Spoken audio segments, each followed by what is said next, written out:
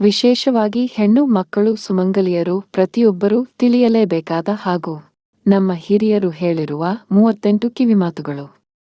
1. ಸಂಜೆ ದೇವರ ದೀಪ ಹಚ್ಚುವ ಸಮಯದಲ್ಲಿ ಮುಂಭಾಗದಲ್ಲಿರುವ ಬಾಗಿಲನ್ನು ತೆರೆದು ಮನೆಯ ಹಿಂಭಾಗದಲ್ಲಿರುವ ಬಾಗಿಲನ್ನು ಮುಚ್ಚಬೇಕು. 2. ಮನೆಯ ಮುಖ್ಯದ್ವಾರದ ಹೊಸ್ತಿಲ ಮೇಲೆ ನಿಲ್ಲಬೇಡಿ. ಅಷ್ಟು ಮಾತ್ರವಲ್ಲದೆ ಬೇರೆ ಯಾರೂ ಸಹ ಹೊಸ್ತಿಲ ಮೇಲೆ ನಿಲ್ಲದಂತೆ ಎಚ್ಚರ ವಹಿಸಿ ತಿಳಿ ಹೇಳಿ. 3. ಸಂಜೆ ದೀಪ ಬೆಳಗಿಸಿದ ಮೇಲೆ ಮನೆಯಲ್ಲಿ ಕಸಗುಡಿಸಬೇಡಿ. ರಾತ್ರಿ ಮಲಗುವ ಮೊದಲು ಕಸಗುಡಿಸಿದರೆ ಹೊರಗೆ ಹಾಕಬೇಡಿ. ಒಂದು ಕಡೆ ಗುಡ್ಡೆ ಮಾಡಿ ಶೇಖರಿಸಿಟ್ಟು ಬೆಳಗಿನ ಜಾವ ಸೂರ್ಯೋದಯ ನಂತರ ಹೊರಗೆ ಹಾಕಿ. 4. ಪೊರಕೆಯ ತುದಿಯ ಭಾಗ ಕಸಗುಡಿಸುವ ಭಾಗವನ್ನು ಮೇಲೆ ಮಾಡಿ ನಿಲ್ಲಿಸಬೇಡಿ. ಅದು ಸ್ಮಶಾನ ಮನೆ ಸೂಚಕವಾಗಿದೆ. ಹಾಗೆ ಇಡುವುದು ಸತ್ತವರ ಮನೆಯಲ್ಲಿ ಮಾತ್ರ. 5. ಕಸದ ಮರ ಪೊರಕೆಗಳನ್ನು ಕಾಲುಗಳಿಂದ ಒದೆಯಬೇಡಿ ಅಥವಾ ತುಳಿಯಬೇಡಿ. ಹಾಗೇನಾದರೂ ನಿಮ್ಮ ಕಾಲು ಅಕಸ್ಮಾತಾಗಿ ತಾಗಿದರೂ ಪೊರಕೆಗೆ ನಮಸ್ಕರಿಸಿ. 6. ಚಪ್ಪಲಿಗಳನ್ನು ಮನೆಯ ಹೊಸ್ತಿಲು ಮುಖ್ಯದ್ವಾರದ ಎದುರಿಗೆ ಅಕ್ಕಪಕ್ಕ ಬಿಡಬೇಡಿ. ಸ್ವಲ್ಪ ದೂರದಲ್ಲಿಯೇ ಬಿಟ್ಟರೆ ಒಳ್ಳೆಯದು. ರಂಗೋಲಿ ಹಾಕದೆ ಹಾಗೆ ಬಾಗಿಲ ಮುಂಭಾಗವನ್ನು ಸಾರಿಸಿ ಇಡುವುದು ಒಳ್ಳೆಯದಲ್ಲ. ಯಾವುದಾದರೂ ಒಂದು ಪುಟ್ಟ ರಂಗೋಲಿಯನ್ನು ಹಾಕಿ. 7. ಮನೆಯ ಗೋಡೆಯ ಮೇಲೆ ಮತ್ತು ದೇವರ ಮನೆ ಮುಂತಾದ ಸ್ಥಳಗಳಲ್ಲಿ ಗೋಡೆಗಳ ಮೇಲೆ ಶಾಹಿ ಅಥವಾ ಕರಿಬಣ್ಣ ಇತ್ಯಾದಿಗಳಿಂದ ವಿಕಾರ ಆಕೃತಿಗಳನ್ನು ಬರೆಯಬೇಡಿ. 8. ನಡೆಯುವಾಗ ನಿಮ್ಮ ಪಾದವನ್ನು ನೆಲಕ್ಕೆ ಸವರಿಕೊಂಡು ಓಡಾಡಬೇಡಿ. ಕಾಲಿನ ಪಾದವನ್ನು ಎತ್ತಿ ಇಟ್ಟು ನಡೆಯಬೇಕು. ಸಾಧ್ಯವಾದಷ್ಟು ಶಬ್ದ ಕಡಿಮೆ ಇರಲಿ. ಹೆಣ್ಣು ಮಕ್ಕಳು ಕಾಲಿಗೆ ಕಾಲ್ಗೆಜ್ಜೆಯನ್ನು ಧರಿಸುವುದು ಒಳ್ಳೆಯದು. 8. ಮಂಗಳವಾರ ಶುಕ್ರವಾರದಂದು ಯಾರನ್ನೂ ಸಹ ಅವಾಚ್ಯ ಶಬ್ದಗಳಿಂದ ಬೈಯಬೇಡಿ. ಅದರಲ್ಲೂ ವಿಶೇಷವಾಗಿ ಹೆಣ್ಣು ಮಕ್ಕಳನ್ನು ಆ ದಿನಗಳು ಅವಾಚ್ಯ ಶಬ್ದಗಳಿಂದ ಬೈಯಬಾರದು. ಅವರ ಮನಸ್ಸನ್ನು ಸಹ ನೋಯಿಸಬಾರದು. 9. ಹರಿದು ಹೋದ ಬಟ್ಟೆಗಳನ್ನು ಯಾವುದೇ ಕಾರಣಕ್ಕೂ ಧರಿಸಬೇಡಿ. ಒಂದು ವೇಳೆ ನೀವೇನಾದರೂ ಧರಿಸಿದರೆ ಮಾಟಮಂತ್ರ ದೃಷ್ಟಿಗಳ ಪ್ರಯೋಗ ಮಾಡಿಸಿದ್ದರೆ ಅವುಗಳ ಮೇಲೆ ಪರಿಣಾಮ ಬೇಗ ಬೀಳುತ್ತದೆ. 10. ಕೈ ಮತ್ತು ಕಾಲುಗಳ ಉಗುರುಗಳನ್ನು ವಿಪರೀತ ಬೆಳೆಸಬೇಡಿ. 11. ಅದು ದಾರಿದ್ರ್ಯದ ಸಂಕೇತವಾಗಿದೆ. ಉಗುರುಗಳನ್ನು ಸಂಜೆ ಮತ್ತು ರಾತ್ರಿಯ ಸಮಯದಲ್ಲಿ ಕತ್ತರಿಸಬೇಡಿ. ಹಾಗೆ ಶುಕ್ರವಾರ, ಮಂಗಳವಾರ, ಶನಿವಾರದ ದಿನ ಉಗುರುಗಳನ್ನು ಕತ್ತರಿಸಬಾರದು. ಕತ್ತರಿಸಿದ ಉಗುರುಗಳನ್ನು ಸಹ ಮನೆಯಲ್ಲಿ ಎಲ್ಲಿಂದರಲ್ಲಿ ಎಸೆಯಬಾರದು. 12. ಹಾಲನ್ನು ಚೆಲ್ಲಿದರೆ ತುಳಿದುಕೊಂಡು ಓಡಾಡಬೇಡಿ. ಒಂದು ವಸ್ತ್ರವನ್ನು ತೆಗೆದುಕೊಂಡು ಕೈಗಳಿಂದ ಸ್ವಚ್ಛಗೊಳಿಸಬೇಕು.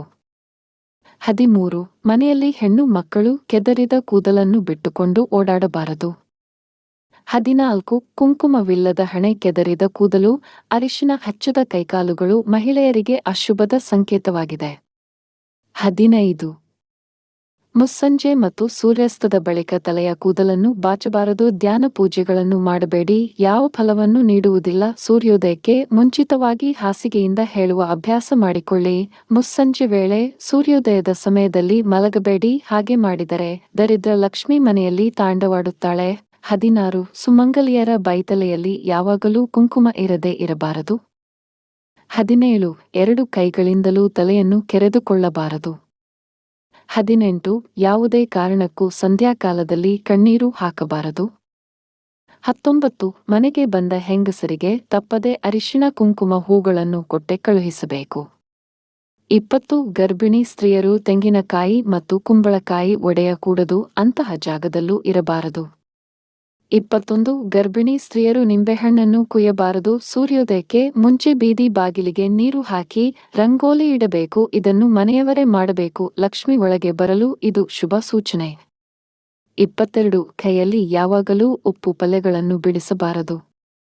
23. ಮನೆಯಲ್ಲಿ ಏನಾದರೂ ಇಲ್ಲದಿದ್ದಲ್ಲಿ ತುಂಬಿದೆ ಎಂದು ಹೇಳಬೇಕು. ಇಲ್ಲ ಎಂದು ಯಾವಾಗಲೂ ಹೇಳಬಾರದು. 24. ದಿಂಬಿನ ಮೇಲೆ ಕೂರಬಾರದು. 25. ಮನೆಯಿಂದ ಹೊರಗೆ ಹೋಗುವಾಗ ಹೋಗಿ ಬರುತ್ತೇನೆ ಎಂದು ಹೇಳಬೇಕು. 26. ಹೊಸ ಬಟ್ಟೆಗಳನ್ನು ಧರಿಸುವ ಮೊದಲು ಅದಕ್ಕೆ ಸ್ವಲ್ಪ ಅರಿಶಿನ ಕುಂಕುಮವನ್ನು ಹಚ್ಚಿ ದೇವರಿಗೆ ನಮಸ್ಕರಿಸಬೇಕು. 27. ಮನೆಯ ಅಕ್ಕ ತಂಗಿಯರಿಗೆ ವರ್ಷಕ್ಕೊಮ್ಮೆಯಾದರೂ ತವರಿಗೆ ಕರೆಸಿ ಅರಿಶಿನ ಕುಂಕುಮ ಫಲ ತಾಂಬೂಲದ ಜೊತೆಗೆ ಕೈಲಾದ ಹಣ ಒಡವೆಗಳನ್ನು ಕೊಟ್ಟು ಹರಸಿದರೆ ಮನೆತನ ತುಂಬಾ ಚೆನ್ನಾಗಿ ಏಳಿಗೆ ಆಗುತ್ತದೆ. 28. ಒಬ್ಬರು ಧರಿಸಿದ ಹೂವುಗಳನ್ನು ಇನ್ನೊಬ್ಬರು ಅಪ್ಪಿತಪ್ಪಿಯೂ ಧರಿಸಬಾರದು. ಕಪ್ಪು ವರ್ಣದ ಬಟ್ಟೆಗಳನ್ನು ಸಾಧ್ಯವಾದಷ್ಟು ಧರಿಸಬೇಡಿ. 29. ಉಪ್ಪು, ಹುಣಸೆಹಣ್ಣು ಇವುಗಳನ್ನು ಯಾರಿಗೆ ಕೊಟ್ಟರೂ ಕೈಗೆ ಮಾತ್ರ ಕೊಡಲೇಬಾರದು. ಬದಲಾಗಿ ಕೆಳಗೆ ಇಡಿ ಅವರೇ ತೆಗೆದುಕೊಳ್ಳುತ್ತಾರೆ. 30 ಪ್ರತಿನಿತ್ಯ ಊಟಕ್ಕೂ ಮುನ್ನ ಕಾಗೆಗೆ ಅನ್ನ ಇಡಿ. ನಾವು ಊಟ ಮಾಡಿದ ನಂತರ ನಾಯಿ ಬೆಕ್ಕಿಗೆ ಅನ್ನ ಆಹಾರವನ್ನು ನೀಡಬೇಕು. 31 ಒಡೆದ ತೆಂಗಿನಕಾಯಿ ನೀಡುವಾಗ 3 ಕಣ್ಣು ಇರುವ ಭಾಗವನ್ನು ತಪ್ಪದೆ ನೀವು ಇಟ್ಟುಕೊಂಡು ಉಳಿದ ಭಾಗವನ್ನು ಇತರರಿಗೆ ಕೊಡಬೇಕು. 32 ಕಾಲಿನ ಮೇಲೆ ಕಾಲು ಹಾಕಿ ಕುಳಿತು ಕಾಲು ಅಲುಗಾಡಿಸುತ್ತಾ ಕೋರುವುದು, ಒಂಟಿ ಕಾಲಿನಲ್ಲಿ ನಿಲ್ಲುವುದು ಮಾಡಲೇಬಾರದು. ಇದರಿಂದ ದರಿದ್ರ ಉಂಟಾಗುತ್ತದೆ. ಊಟ ಮಾಡದೆ ಖಂಡಿತವಾಗಿಯೂ ಮಲಗಬಾರದು. 33 ಹೂಗಳನ್ನು ಬಾಗಿಲ ಬಳಿ ಮಾರಾಟ ಮಾಡಲು ಬಂದಾಗ ಬೇಡ ಎನ್ನಬಾರದ, ಅದಕ್ಕೆ ಬದಲಾಗಿ ನಾಳೆ ತೆಗೆದುಕೊಳ್ಳುತ್ತೇನೆ ಎಂದು ಹೇಳಬೇಕು.